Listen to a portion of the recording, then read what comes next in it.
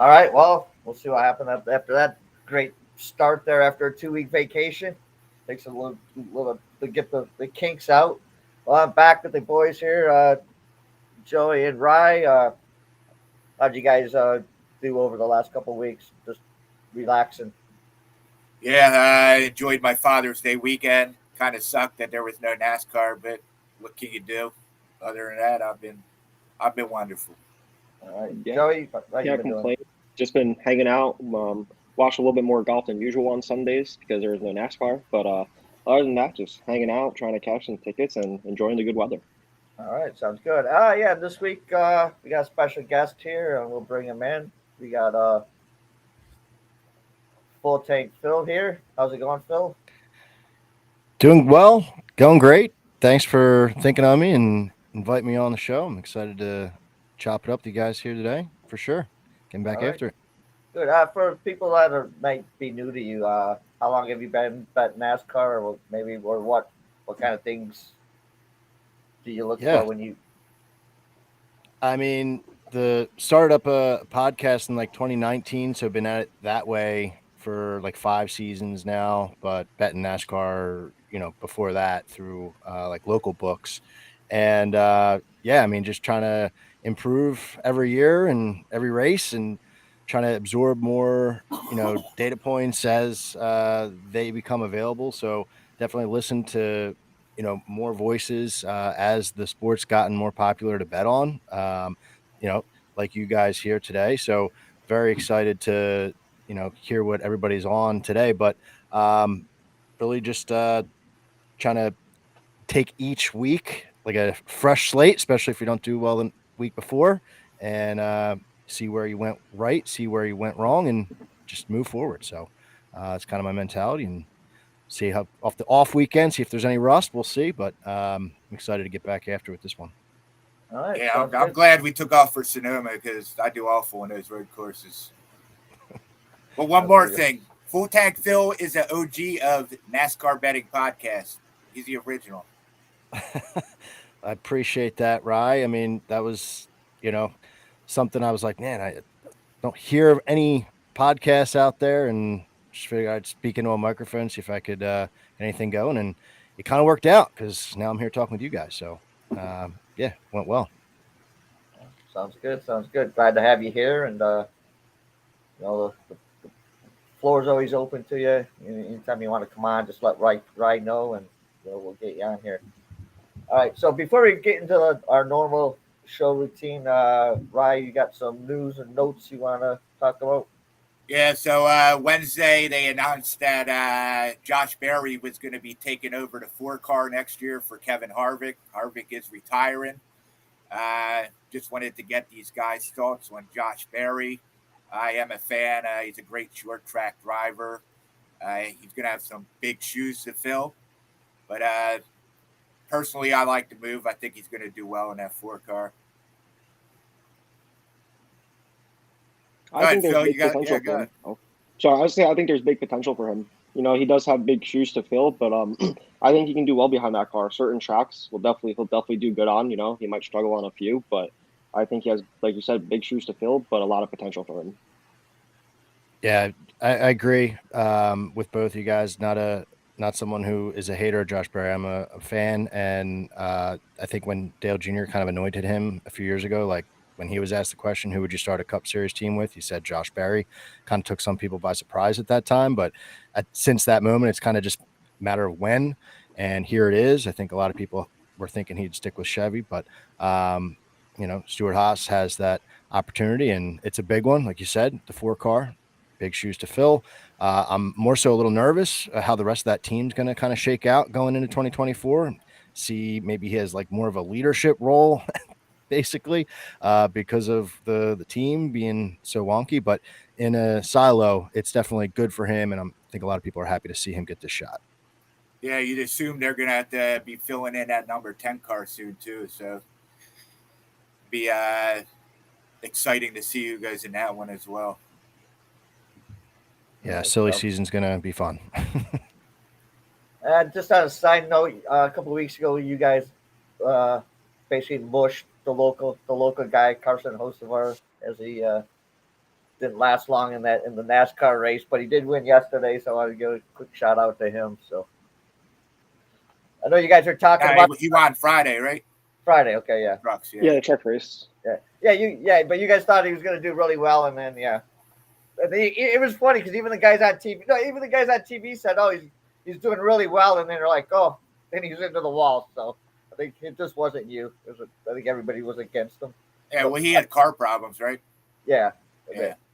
All right, so moving on to get back to the normal flow of the show here, we get with our always interesting track facts here from Wrycape. What do you got for this race?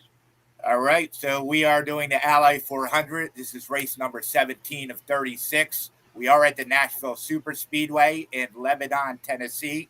We're going to be doing 399 miles, which is 300 laps. This is a flat super speedway, 1.33 mile oval, 14-degree banking.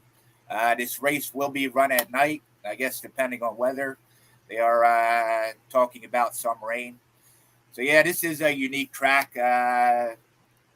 14 degrees banking. There are a lot of grooves for drivers to choose and decide what will be best for them. There was a lot of racing on the track this week, so we should be all right. It shouldn't be as slick as it was during the trucks.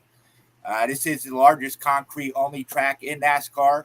Hendrick is 2 for 2 here, and they actually won an '84 Nashville race at the fairgrounds. So, yeah, they won all 3 trips here at Nashville. Another thing I wanted to refer to Phil to is Phil had a nice stat on his show about after the week off. You want to go over that one, Phil? Sure. Yeah. It's kind of a segue, I guess, into a pick, but the last 3 off weeks we've had, because they're rare in the Cup Series.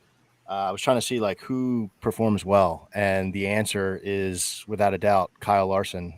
He's got 2 wins and 3 top 3s after off week. So I don't know. Maybe everyone else is going on trips. I didn't follow him on Instagram. Maybe he was at the shop, but he's definitely someone that I have my eyes on for sure. Yeah, I'm sure he was racing all week. All right, so moving on here. Another thing I always find interesting every week here is Joey with this trends. What do you got first this week, Joey, on your trons? Yeah, so there's only been 2 races here, so there wasn't a lot to go off of for trends. But Chevrolet has won both races here. To piggyback off of Bry, Hendrick Motorsports is 2-0. Both winners started in the top 5, and neither pole winner in either race went on to win. And those are your trends for Nashville Super Speedway. All right. Yeah, Chastain won the pole for this race. Not going to win the race based off of these trends. I was fading him anyway. All right, so if you're new to this, basically it's the pick portion of the show. We basically break it down into 3 different categories. That's the winner. It's these guys got like favorite play for the day. Low riders, which is their dark horse, so they're nice plus money bets. And then we just have a little smorgasbord where it's a head-to-head or group bets. And so we'll get right to it here. Start off here with your guys' favorite bets. That's the winner. We'll start with you, Wrycape. All right. Yeah. So whenever there's a night race, there's always one guy I lean towards, and that guy is Ryan Blaney. For some reason, when the track changes, he's able to adapt and make his car better in the night than it was during the day. Ryan Blaney already has a win this season, which was a nice race. He was 3rd last season in Nashville, finished 3rd at Dover this spring, 9th at Darlington. His average finish over the past 10 races is 12.4. He has 1 win and 6 top 10s. The last race at an intermediate track was on May 29th. That was Charlotte. Blaney won for his first career race in that type of layout. Blaney led 163 laps in that victory. And as I said, when the track conditions change, Ryan Blaney is the best at making those adjustments. So I like Ryan Blaney. My safe bet is to take him at a top 5 for plus 250, and I found that on DraftKings. All right, sounds good. What do you got for us here, Joey? Yeah, I really like William Byron today. He's starting 5th. In practice, he ranked fourth. He ranked fourth in the fastest laps between 4 and 12, which I think is really good because that's when you'll start to see the tires really start to get worn down a little bit. And in addition to that, he had the second fastest car when pushing at the 20 lap limit. So I really like the consistency with his speed from the lap intervals, and I'm just really high on Hendrick Motorsports.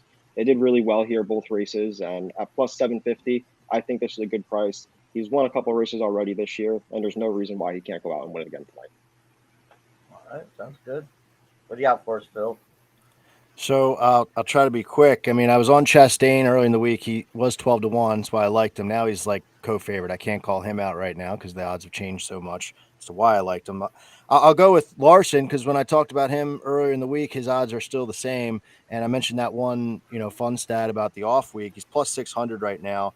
And looking at quote unquote comp tracks where I said that this is a unique racetrack. So we're looking at just like kind of high speed, mile and a half, and put Dover into that. So that's 4 races. He's been good, not great, but more so specifically just has like bad last 10% of those races. Like he drops an average of 7 spots in that time frame. I'm kind of throwing that out there and saying, hey, the off week's going to fix that. They're going to be able to put a whole race together here. And the real reason to like Larson is the fact that, like Rye said, track changes a little bit. He is so good at adjusting. And this race in 2 trips here, he's just been a man amongst boys. I mean, driver rating, he's through the roof. His average finish is better than everybody. Small sample size, but still clearly a young racetrack that he is really into. So at plus 600, the fact that I could still get that is a number that I'm interested in. He's starting 7th. It's kind of where he practiced. And to me, that's like snake in the grass type atmosphere for a guy like this. Yeah, he won the inaugural race here too, so he knows how to win here. All right. Yeah.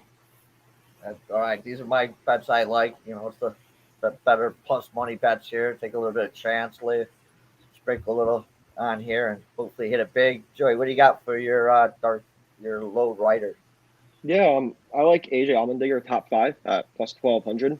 He did really well last night. He won. He led 25 laps. And the one thing I really liked about him was the consistency with his car. His lap times was very consistent all throughout the race. It really gave him a chance to move up front in the final stage and get that victory. Do I think he's going to win today and win back-to-back? No, not happening. But at top 5 plus 1200, given how well he did yesterday, I think this is a really good price.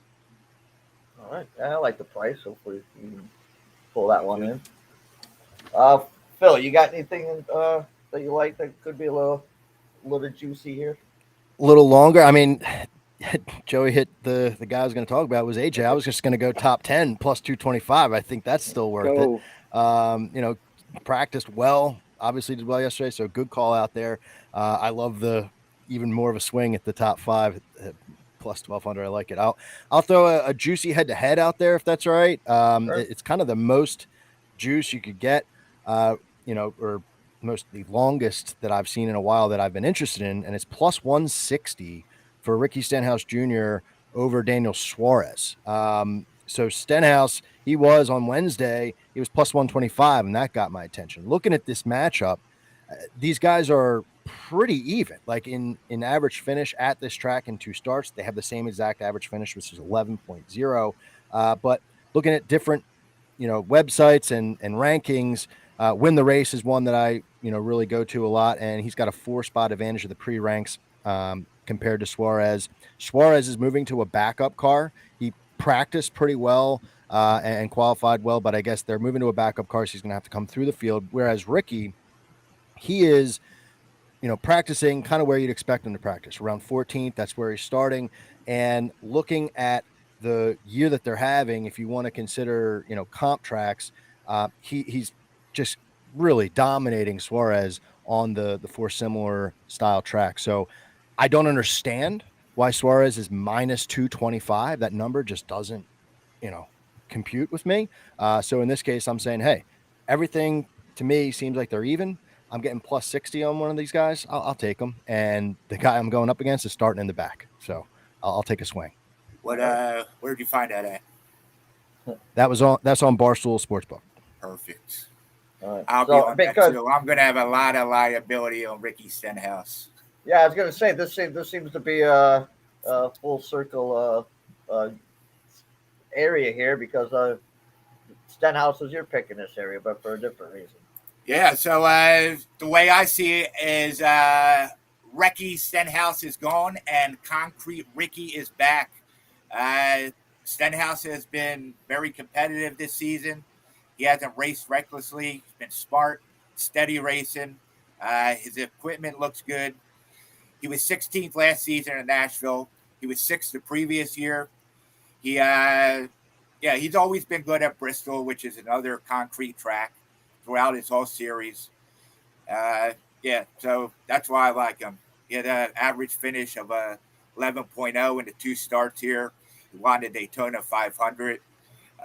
Yeah, through 16 races this season, he's already tied a single season high for top 10s.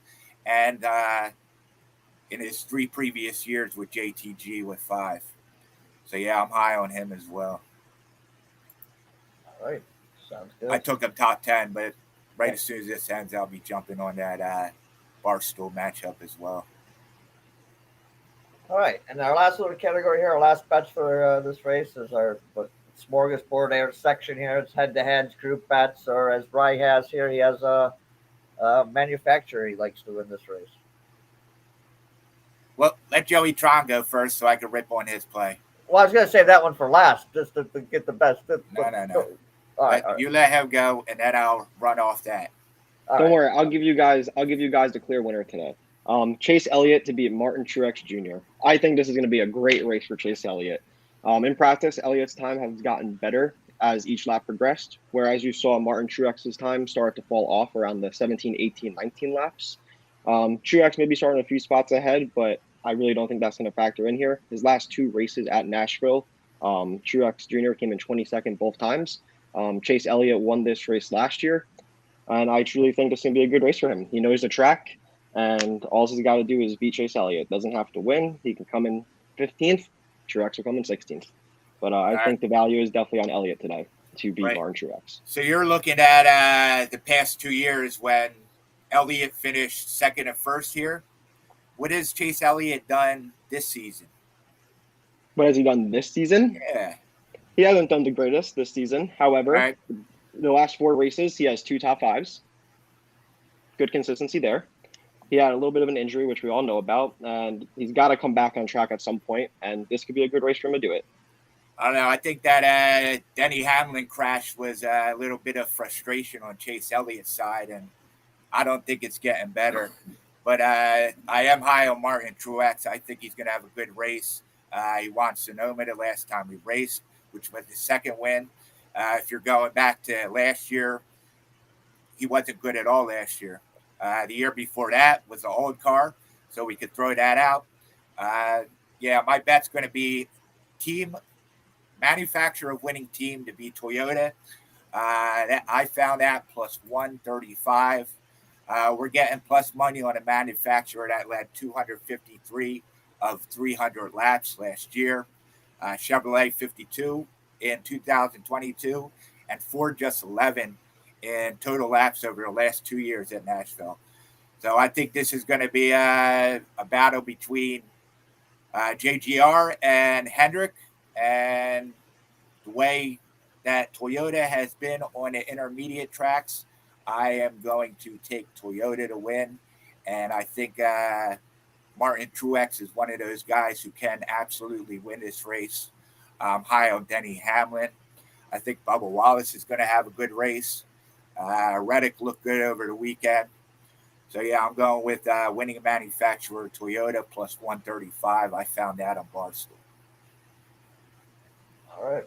Phil, you want to jump into any of that controversy there, or do you got just something else for them and just let them two go, let them two go at it? Well, I don't really want to pick a side there. I mean, I will say, hearing Joey say like he's into Elliott makes me look at him a little bit harder. I was seeing Truex's performance yesterday, and was kind of eye opening how well he performed. So, but I'm not gonna be referee there. As far as Rye called out Bubba for a second to play into the Toyota pick. I mean, Bubba top 10 is something that I'm interested in. He's performed really well this season on, those 4 tracks I mentioned. His average finish is 6.0, practiced 5th, starting 6th. So that's one that is definitely worth a look. Barstool has him at minus 121. Little more juice to give up there. But the pick that I wanted just to throw out there to you, I always like to go into the weekend with some, shots to fire, and somebody that jumped off to me that in Nashville's 2-race history didn't really perform that well was Tyler Reddick. He's in new equipment now, driving the 45, and he's plus 750 to win the race. He was phenomenal yesterday in practice. I mean, I'm talking like really, really strong, and it didn't matter. Overall, he was the fastest, but you go to 5 laps, he's first, 10 laps, he's first, then second, 15 lap, 20 lap, second. So consistently good, and he's further down. So I'm like in a top 5 for him. I don't need to go all in on him to win the race because, as we mentioned, track conditions might change, especially compared to where practice was. But top 5 plus 100 on Barstool is a value that I'm interested in, and a guy that I like to kind of adjust my plays as we see some cars on the track. So that's one that I like. Yeah, if this race goes to overtime, I think Reddick takes it. Yeah, he could be sitting there. All right, sounds good. A lot of good stuff there. A lot of good picks. A lot of different ways we can make money this week. So before we head out here, Ryan, why don't you first just throw back out your picks that you made, and where can the people find you, and what you got going on for today and the rest of the week? Yeah, so my plays today are going to be Blaney top 5 at plus 250 on DraftKings, Stenhouse top 10 plus 470 on FanDuel, and winning manufacturer Toyota at plus 135 on Barstool Sports. I will have all these plays up on pickadvisor.com. I also have a WNBA spread play that will be starting shortly if you want to hop on that. And you can find me at Wrycape pretty much everywhere on social media. Also on the Insiders Room Discord, I'm dropping plays. And even if you're not purchasing plays, go check out pickadvisor.com because I always have a whole bunch of free plays sitting up there. All right, sounds good. Yeah, check that out. Again, yeah, the Insiders Room, lots of good stuff in there for free. Joey, same thing. Your picks and where you got going on? Where can people find you? Yeah. My plays today is William Byron to win plus 750 on DraftKings. AJ Allmendinger top 5 plus 1200 on DraftKings, and Rye's favorite play, Chase Elliott to beat Martin Truex Jr. plus 120 on DraftKings. You can find me on Twitter at Betting Underdog. You can find me on Pick Advisor as Joey Tron. I have 2 MLB plays up. Both start around like 4 p.m., so you still got time. And similar to Rye, these will be posted up on Pick Advisor as well later on. So check it out. Tons of great stuff. All right, sounds good. And our special guest here, Full Tank Phil. Glad you were on. You're very informative. Lots of good stuff there. If people want to check you out, check out your podcast, where can they find you? And again, if you can remember, what plays do you like today? Yeah, I think we talked about Larson plus 600. It's on a few different books, but definitely Barstool. Stenhouse over Suarez plus 160 head-to-head matchup. That was on Barstool. I sprinkle a little Bubba Wallace top 10 number out there. That was on Caesars and Barstool. And then the last one I threw out there was Reddick top 5 plus 100 on Barstool. And yeah, I mean, guys, I really appreciate having me on. This is really fun. And you can find me at Full Tank Phil, Twitter and Instagram. And then the name of the podcast is Full Tank with Phil. Give it a listen wherever you listen to any podcast. So be anxious to talk shop with anybody who wants to send me a message. Really fun stuff. Phil does a lot of stuff. He does a betting show on Wednesday nights on Twitter Spaces. He also does a truck show. Usually comes out Friday morning. We yeah, that's true. Thank you, Rye. Yeah, with NASCAR betting preview show podcast. I do the trucks episodes with Derek Yoder, and yeah, we try to record them as early in the week as we possibly can when the lines come out, and get that out there because truck schedule is always wonky, like Friday, sometimes Saturday. So as soon as we possibly can, we get that out there. All right, yeah. Check out Phil. I'm sure a lot of especially like trucks or whatever. Lots of good stuff out there. Lots of good information to be found. That's like we did get right to get these special guests on here, just to kind of expand the NASCAR betting information window out there. And again, thanks a lot for coming on, and the door's always open. Appreciate that. All right, Rye. Show's over. Lots of good stuff there for people to digest. We'll let you take us out. Yeah, so next week we have the Chicago Street Race. I guess we'll have a show. I'm not too excited about it, but we'll see what happens. I'll find some winners. Neither are the people of Chicago.